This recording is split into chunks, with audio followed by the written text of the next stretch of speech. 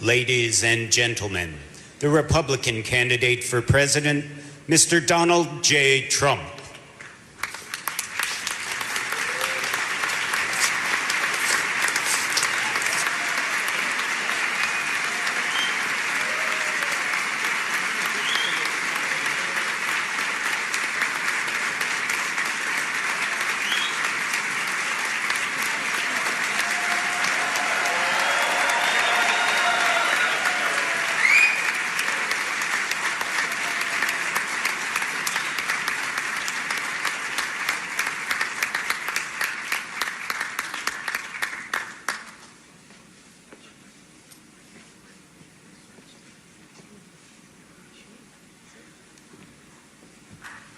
Well, thank you very much.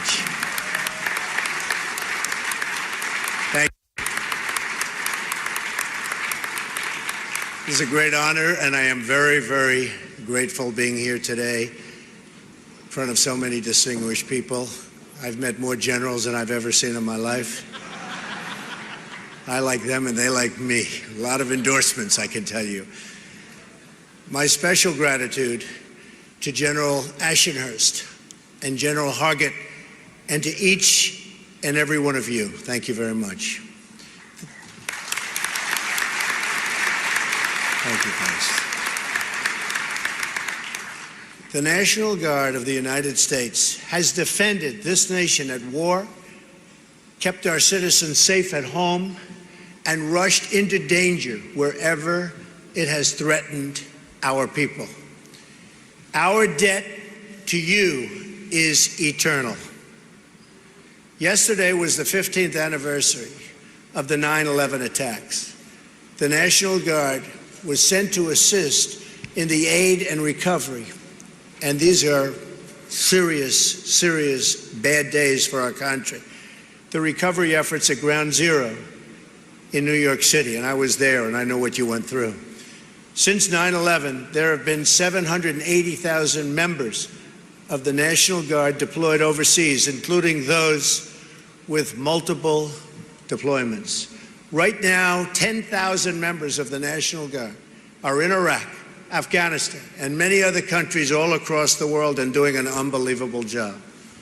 Members of the National Guard come from all walks of life, work in every kind of job imaginable, and juggle 1,000 different challenges as they raise their kids, serve their states, and answer the call of duty for their country. I am given the honor to serve as your president, which I think will happen, but we're going to soon find out. We hope.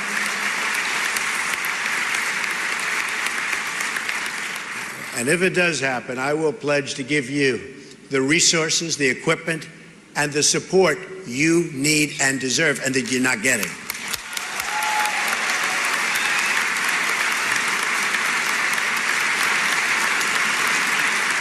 You will have a true and loyal friend in the White House. Whether you vote for me or whether you vote for someone else, I will be your greatest champion. I will not let you down.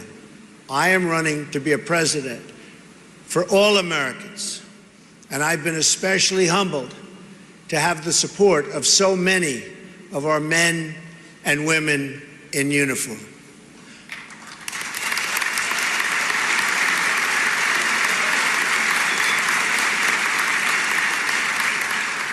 All Americans, you know what I mean. All across this country, I've met so many incredible members of both our military and law enforcement community. There's nothing I've enjoyed more than the time I've spent with our service members, police officers, and also our firefighters and paramedics. These are incredible people. They embody the goodness and decency of our country. I was thus deeply shocked and alarmed this Friday to hear my opponent attack, slander, smear, demean these wonderful, amazing people who are supporting our campaign by the millions.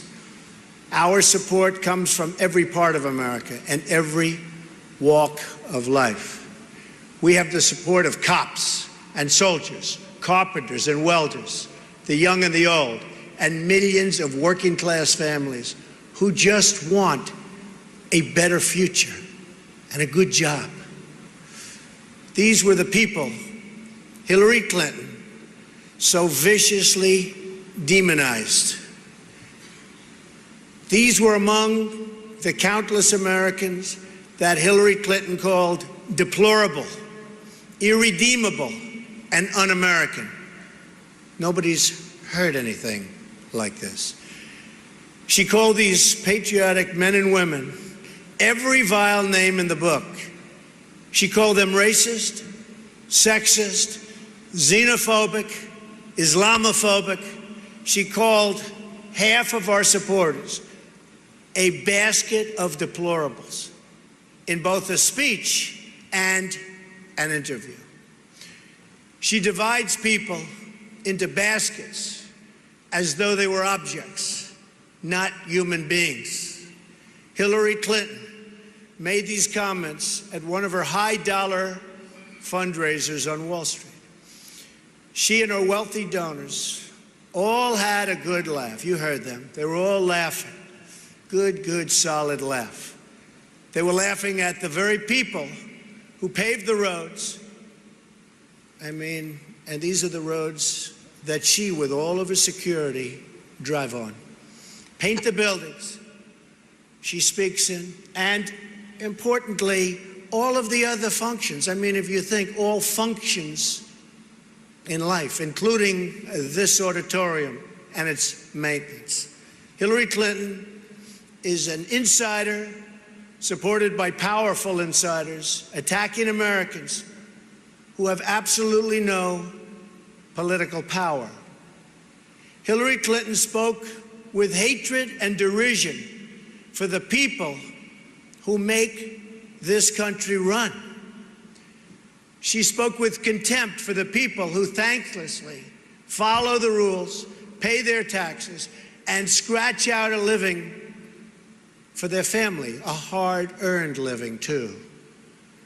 While Hillary Clinton lives a sequestered life behind gates and walls and guards, she mocks and demeans hardworking Americans who only want their own families to enjoy a fraction of the security enjoyed by our politicians. After months of hiding from the press, Hillary Clinton has revealed her true thoughts. That was her true thoughts. She revealed herself to be a person who looks down on the proud citizens of our country as subjects for her rule. She views it as her rule. Her comments displayed the same sense of arrogance and entitlement that led to violation of federal law as Secretary of State. Hide and delete her emails. Nobody's ever done anything like that before. Put classified information in the reach of our enemies, lie to Congress, and sell government favors and access through her foundation. It's the same attitude that explains why Hillary Clinton refuses to take accountability for the deadly disasters she helped to create in Iraq, in Syria, and in Libya. To this day, she won't take accountability for her role in unleashing, and that's what happened, unleashing ISIS across the Middle East, or for putting Iran on a path to nuclear weapons. And as far as ISIS is concerned, probably unleashing ISIS here. We better be very, very smart, tough, and vigilant, or we're going to have big problems. Hillary Clinton believes she's above the law, that she is above accountability, and that she is above each and every one of you. Our campaign is about giving voice to the voiceless. It's about representing the forgotten men and women of this country, and they have been forgotten. I'm here to represent everyone, but especially those who are struggling against injustice and unfairness. I am running so that the powerful can no longer beat up on the powerless. I'm running to take on the special interests, the big donors, and the corrupt political insiders. And of course, never forget the special interests. I am running to be your voice. Hillary Clinton is a voice for Wall Street, for hedge fund managers, for the top 10%, and really the top 1% and even less than that. Just look at the people funding Hillary Clinton's campaign and paying for her speeches tremendous amounts of money. And you know who she will be representing if she ever won, which I don't believe is going to happen.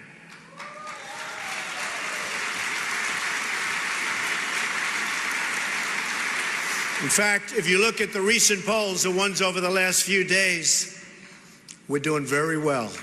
That I can tell you. The disdain that Hillary Clinton expressed toward millions of decent Americans disqualifies her from public service.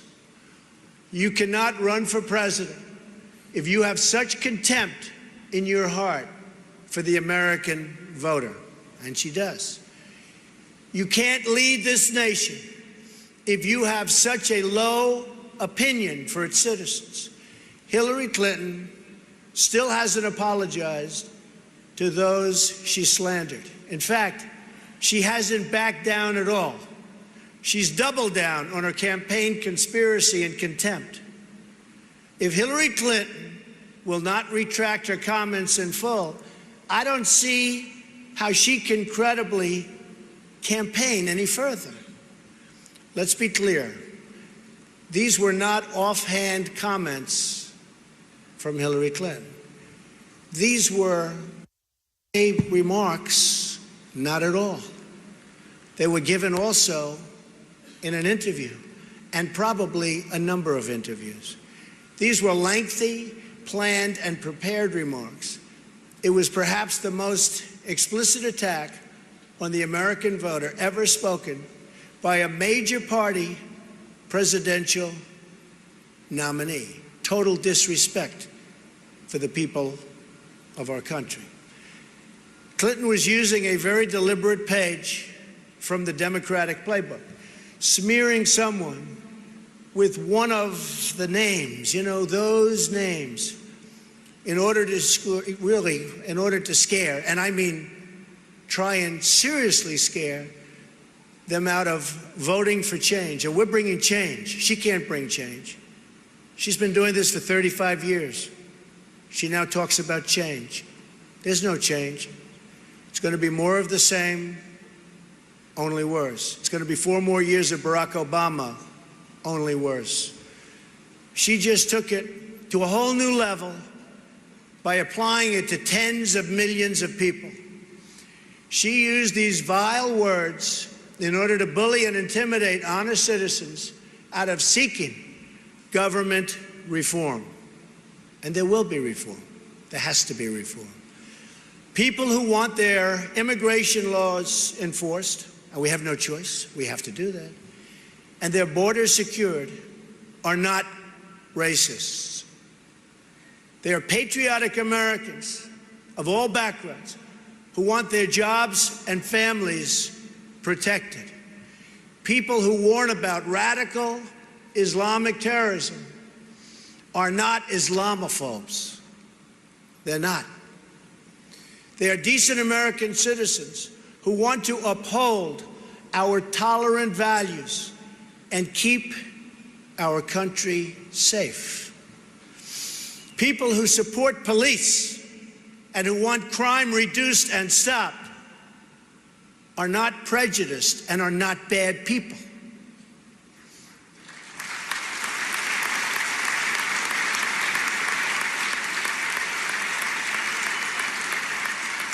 They are concerned and loving citizens whose hearts break every time an innocent child is lost and oftentimes killed to preventable violence. And it is preventable. Hillary Clinton doesn't have to worry about sanctuary cities or jobs moving overseas, where so many are moving. She's protected from her own policies.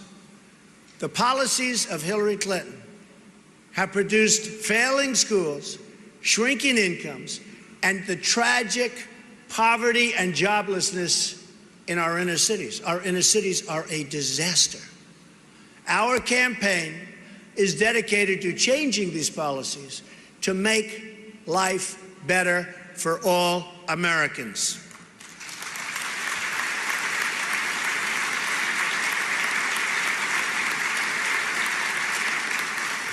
We are the campaign of school choice. We are the campaign dedicated to improving economic conditions for every African American and Hispanic worker. And we are doing amazingly well with African American and Hispanic workers. You've been seeing that over the last week. We are the campaign that will deliver a government of, by, and for the people. This change agenda includes a new foreign and new military policy. We are going to put the failed policy of the past, and there are many, behind us, ideally way behind us. We will empower our generals to do the job they were hired to do, and that begins with defeating and destroying ISIS.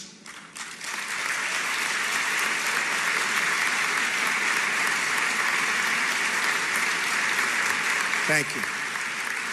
Instead of endless wars, we want a real plan for victory.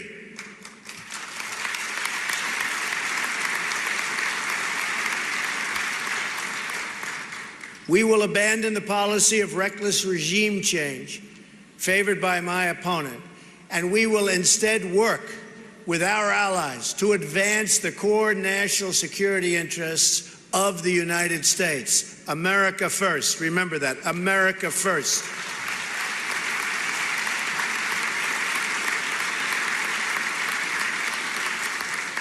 My plan calls for a major rebuilding of the entire military and the elimination of the defense, and we have to do this so quickly.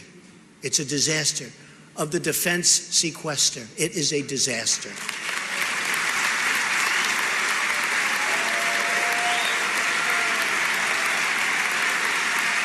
Have no choice. It is a disaster. It's called depletion. We have been depleted as a military. We can't let that happen. The greatest men and women on earth, but we have been depleted by what's taken place. In this rebuilding, we will provide our National Guard with the best modern, state-of-the-art equipment in the world, bar none.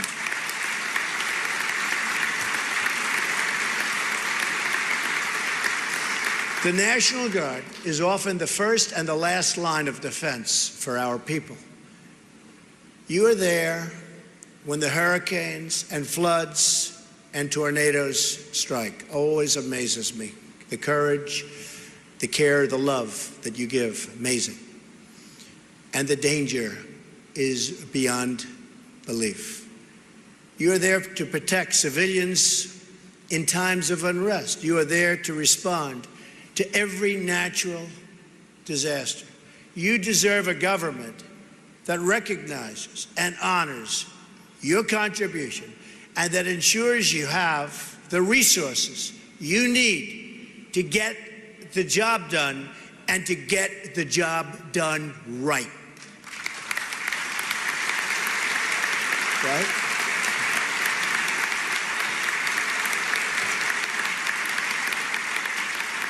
In a Trump administration, the National Guard will always have a direct line to the Oval Office, and I mean direct.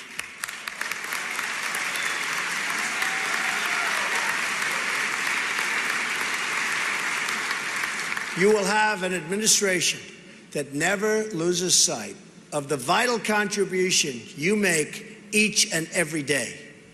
You will have a president who supports, promotes, and speaks up for the National Guard at every single turn.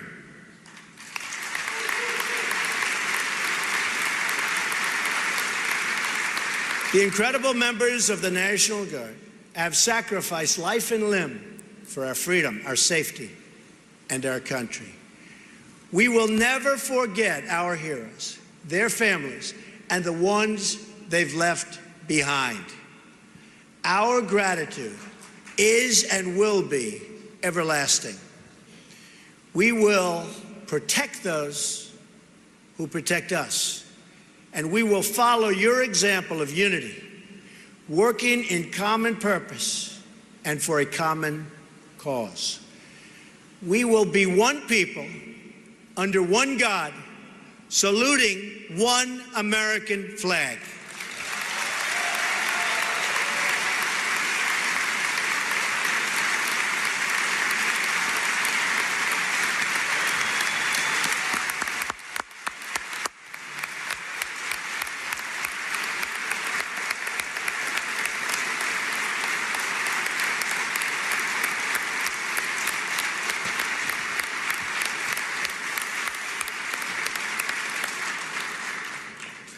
We will rebuild our military and our country. We will make America strong again. We will make America safe again. And we, together, will make America great again. Thank you very much, everybody. God bless you. Thank you. Thank you. Thank you, everybody.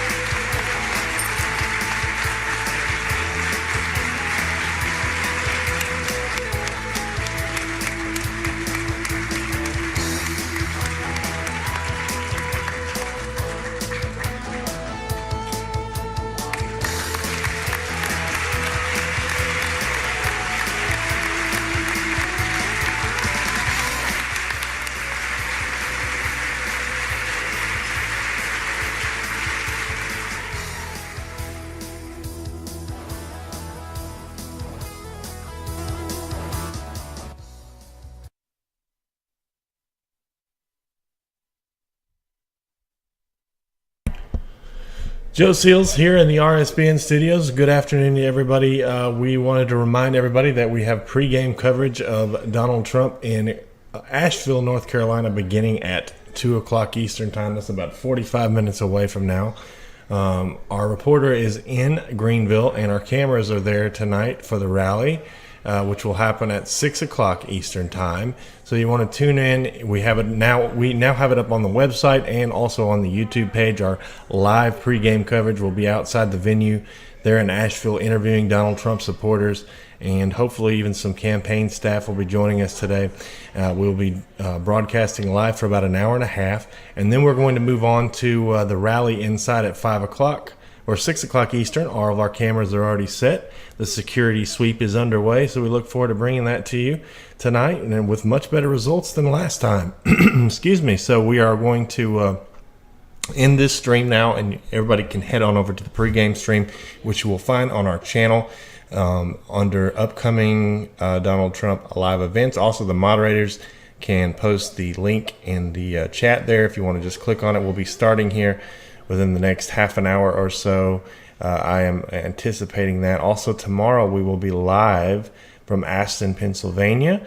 We were going to go to Des Moines tomorrow, but that didn't work out logistically. I have 2 cameramen that we've hired, new camera guys that I've hired, that will be starting next week. So we'll be at every single event starting next week. That includes speeches, rallies, you name it, we'll be there. Anyway, thanks, guys, for tuning in. We're going to end this stream now, and we will see you at the pregame rally here coming up in about a half an hour.